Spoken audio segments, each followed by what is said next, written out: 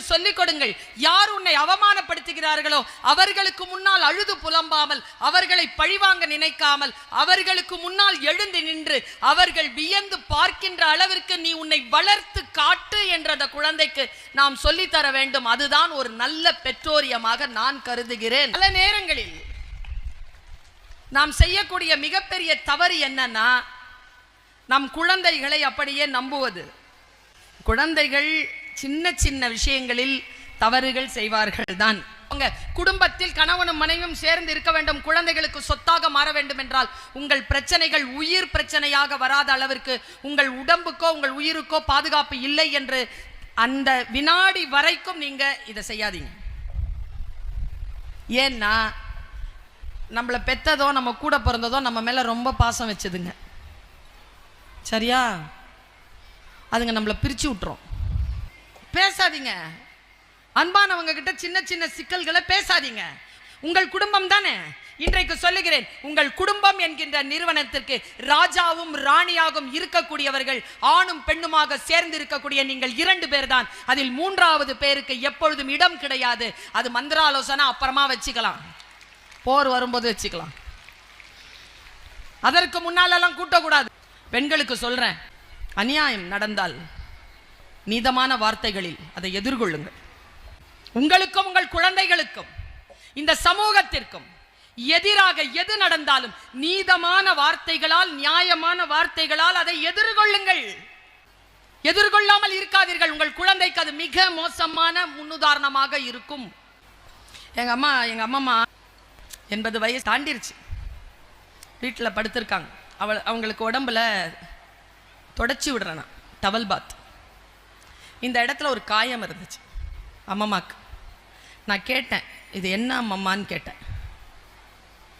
அம்மம்மா தூங்கிட்டே இருந்தவங்க முழிச்சு, கண்ணெல்லாம் ஒரே வெளிச்சம், சுச்சோ கதவெல்லாம் பூட்டியிருக்கா அப்படி திணறுது அம்மம்மா. யாரும் பார்க்கல அம்மம்மா, மூடிதான் இருக்கிறேன், பரதாலாம் இருக்கு, ஒன்றும் கவலை இல்லை, என்னதுன்னு கேட்டேன். எங்கள் அம்மம்மா சொன்னாங்க, எனக்கு கல்யாணம் பண்ணும்போது வயசு 9. நான் ருது ஆன அப்புறமா உங்கள் அம்மா அப்பா வீட்டுக்கு போனேன்னா என்னை கூப்பிட்டு போனாங்களா, அப்போ நிறைய பூ போட்டு கூப்பிட்டு போனாங்க. அப்போது குழந்தைக்கு பூ இப்படி நழுவி நழுவி போயிருக்கு, தூக்கி இப்படி வச்சு அடிச்சிருக்காங்க பாருங்க பின்னு, அது தோல்லேருந்து உள்ளேருந்து அடிச்சிட்டாங்க. அது ஒன்றுமே சொல்லலை அம்மம்மா. அம்மாப்பா வீட்டுக்கு போகிறாங்க, 4 கிலோமீட்டர் ஏதோ போகிறாங்க, மாட்டு வண்டி தான் போகிறாங்க. போய் இறங்கும்போது 3 மணிக்கு அடிச்சிருக்காங்க. போய் எல்லா சடங்குகளும் முடித்து அவங்க வீட்டுக்கு போய் சேரும்போது மணி 7 சாயந்தரம். அம்மாப்பா உட்காந்துருந்தாலாம் ரூமில். அம்மம்மா அப்படி உட்காந்துருக்காங்க. என்னமோ ஒன்று பூவை எடுக்கலான்னு சொல்லிட்டு அம்மாப்பா இப்படி கையை வச்சிருக்காரு, கை முழுக்க ரத்தம். என்ன ஆச்சு அம்மம்மான்னாரு. ரத்தத்தை பார்த்த உடனே மயங்கி விழுந்துட்டாராம் அம்மாப்பா. இந்த அம்மா 5 மணி நேரமாக தாங்கி இருந்திருக்கு. அதுக்கப்புறமா 3 மாதம் ட்ரீட்மெண்ட் முடிச்சுட்டு பள்ளம் விழுந்திருக்குங்க. 3 மாதம் ட்ரீட்மெண்ட்டுக்கு அப்புறம் மறுபடியும் கூட்டிகிட்டு போய் விட்டுருக்காங்க. அந்த பள்ளம் தான் நான் சொன்னேன், அம்மம்மா என்கிட்ட ஒரு விஷயத்த சொல்றியா? என்ன? காயல்பட்டினத்துக்காரங்க என்ன? ஃபஸ்ட்டு சீன் ஒன்று இருக்கும்ல, நீயும் அம்மா அப்பாவும் பேசிக்கிட்ட ஃபஸ்ட்டு வேர்ட் அது என்ன? அஸ்ஸலாமு அலைக்கும் தான். நான் அது இல்லாமம்மா, அதுக்கப்புறம் 2 பேரும் என்ன பேசிக்கிட்டீங்க? அதுவா, யாருக்கிட்டையும் சொல்ல மாட்டியே. நான் எங்க சொல்லிட்டு இருக்கேன் பாரு, யாருக்கிட்டையும் சொல்ல மாட்டேன்னு. சொல்ல மாட்டேன், சொல், நீ ரொம்ப நல்ல பொண்ணுன்னு சொன்னாங்க. சொல்லி அவர் கையிலேருந்து ஒரு மோதிரத்தை எடுத்து என் விரலில் போட்டு விட்டாங்க. இது ரொம்ப அடாவடித்தனம் அம்மம்மா, நீ யாருன்னே அம்மா அப்பாவுக்கு தெரியாது, உன்னை நல்ல பொண்ணுன்னு சொல்கிற சர்டிஃபிகேஷன் அவர் எப்படி கொடுத்தாரு, நீ என்ன பண்ணன்னு கொடுத்தாரு. அம்மம்மா சொன்னாங்க, 3 மணிக்கு அடிபட்டுச்சு, 7 மணி வரைக்கும் வாயை பொத்திட்டு ஒரு வார்த்தையும் சொல்லாமல் வலியை சகிச்சுக்கிட்டல்ல, அதனால நல்ல பொண்ணுன்னு சொன்னாங்க. சொல்லிட்டு அந்த மோதிரத்தை கழட்டி என் கையில் கொடுத்துட்டு, யாருக்கிட்டே இது வரைக்கும் சொன்னதில்லை, உன்கிட்ட சொல்லிட்டேன், இனிமேல் அந்த மோதிரத்தை நீ வச்சுக்கோ, நான் வச்சுக்கிறதுக்கு தகுதி இல்லைன்னாங்க. அது என்னுடைய நகைப்பெட்டியில் இன்னும் அம்மம்மாவின் கூச்சலோடு அடங்கி கிடக்கிறது. கையில் கொடுத்துட்டு அவங்க ஒரு வார்த்தை சொன்னாங்க, அதான் மெசேஜ், உங்க பெண் குழந்தைகளுக்கு சொல்லுங்க, அதான் மெசேஜ். என்ன மெசேஜ் தெரியுமா? இப்படி நகைகள் பரிசுகள் கிடைக்கும் என்பதற்காக உங்களுடைய துயரங்களையும் துக்கங்களையும் வலிகளையும் பொறுத்து கொண்டிருக்காதீர்கள். சுல்தானா வலிச்சா கத்து, இந்த மாதிரி பரிசுகளுக்காக அமைதியாக வலியை பொறுத்து கொள்ளாதேன்னாங்க. எங்க அம்மா ரொம்ப போல்டு. ஆனா என்னன்னு தெரியல, எனக்கு அவங்க ஒரு பாடத்தை கொடுத்துட்டு போயிட்டாங்க.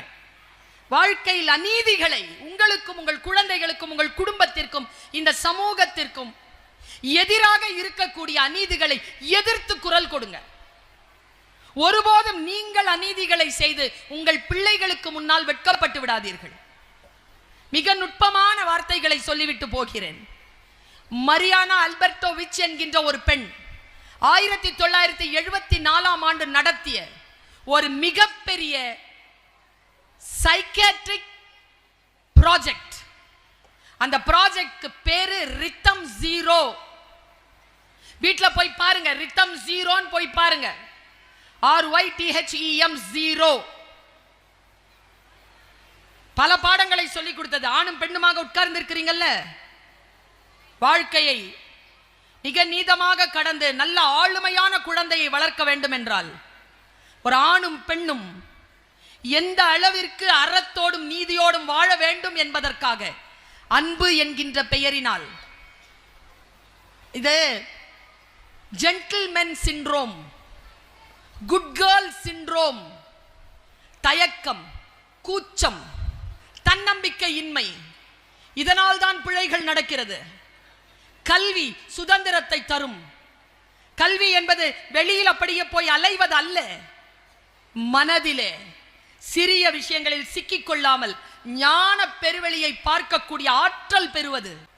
ரித்தம் ஜீரோல அந்த பொண்ணு முன்னால வந்து ஒரு சேர் போட்டுட்டு உட்காந்துட்டு பக்கத்துல 72 ஆப்ஜெக்ட வச்சு பொதுமக்களை பார்த்து சொல்றா, நீங்க யாருன்னு எனக்கு தெரியாது, 6 மணி நேரம் நான் அமைதியாக இருக்கிறேன், இதை எடுத்து என் மீது பயன்படுத்துங்கள், நான் ஒரு பரிசோதனையில் நிற்கிறேன் வந்து உட்கார்றா.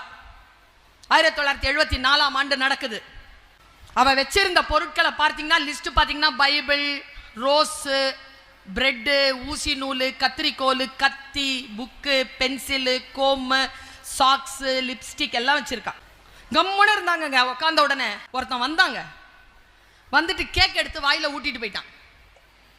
இங்கெல்லாம் இருக்கா கிரம்ஸ். இன்னொருத்தன் வந்து துணி எடுத்து தொடச்சிட்டு லிப்ஸ்டிக் வச்சுட்டு போயிட்டான். இன்னொருத்தன் வந்து இங்க மாம்ஸ் அப்படின்னு எழுதிட்டு போயிட்டான்.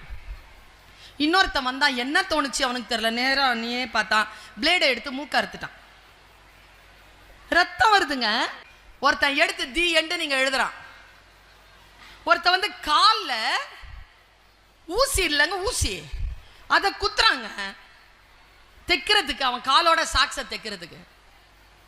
என்னென்னமோ பண்றாங்க. அந்த 5 யாரும் தடுக்கல, அப்படியே நிக்கிறாங்க, உட்கார்றா, அழுதுகிட்டே இருக்காங்க. வலிக்குது அவளுக்கு, முடியெல்லாம் வெட்டிட்டாங்க, அழுதுகிட்டே இருக்கா, அவளால தாங்க முடியல. she is almost dead. கடைசி 5:45க்கு ஒரு துப்பாக்கி வச்சுட்டு ஒருத்தன் வந்தான். வந்து இங்க வச்சுட்டான், செத்து போடின்னு. அவனுக்கும் அவளுக்கும் தொடர்பே இல்லை, வச்சுட்டான். 5:40 அதை மட்டும் பிடுங்கி வச்சுட்டாங்க. 5:45 ஆச்சு. 6 மணிக்கு டங்குன்னு மணி அடிச்சுதுங்க. மணி ஒலிச்ச உடனே அப்படி அவ விழிச்சாங்க. கண் இப்படி விழிச்சு எல்லாரையும் பார்த்தா. ஆட்டம் முடிஞ்சுது. பார்த்த உடனே அந்த அவையிலிருந்து இவளை யாரெல்லாம் கஷ்டப்படுத்தினாங்களோ எல்லாரும் ஓன கத்திக்கிட்டு ஓடிட்டாங்க வெளியில. அவ ப்ராஜெக்ட்ல ஃபர்ஸ்ட் ஸ்டேட்மெண்ட் எழுதுறா, நீங்கள் விழித்துக் கொண்டால் உங்களை அநியாயம் செய்தவர்கள் உங்களை விட்டு விலகுவார்கள். First statement. கடைசியா ஒரு ஸ்டேட்மெண்ட் கொடுக்குறாங்க.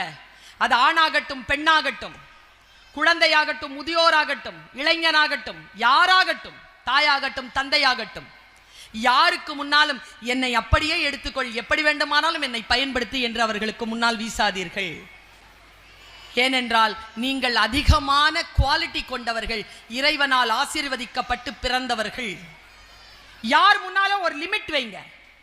வீடுனா வீடுதான், சமையலறை சமையலறை, படுக்கையறை படுக்கையறை. எதை எப்படி பயன்படுத்த வேண்டுமோ அப்படித்தான் பயன்படுத்த வேண்டும். சில பிழைகள், சில அப்படி இப்படி சில பொருட்கள் கிடக்கலாம், எல்லாத்தையும் அப்படியே எக்ஸிபிஷன் மாதிரி வைக்கணும்ன்றது இல்லை. ஆனால் முறை தவறிய, ஒழுக்கம் தவறிய சூழல். கேம்ப் நடத்திருந்தா 3 மணிக்கு ஒரு பொண்ணு மொட்டை மாடியில் போய் உட்காந்துட்டு பாட்டு கேட்டுட்டு இருந்துச்சு. அடுத்த நாள் கேம்ப்ல இருந்து எடுத்துட்டேன். அவங்க அம்மா அப்பா வந்து சண்டை போட்டாங்க. அவன் என்ன கெட்டதா ஏதாவது பார்த்துட்டு இருந்தாளா, ஏதாவது பண்ணிட்டு இருந்தாளா? அவள் சும்மா தானே உட்காந்துருந்தா, பாட்டு தானே கேட்டிருந்தா, அவளையும் கேம்ப்ல இருந்து எடுக்கிறீங்க? தூங்குற நேரத்தில் தூங்காம 3 மணிக்கு பாட்டு கேட்டுட்டு இருந்தாலும் தப்பு தான். ஒழுக்கம் என்று ஒன்று உண்டு. ஒழுக்கத்திற்குள் வாழ்க்கை, அறத்திற்குள் வாழ்க்கையை கொண்டு வாருங்கள். எதுவாக இருந்தாலும் அந்த குழந்தை தன்னம்பிக்கையோடு வரட்டும்.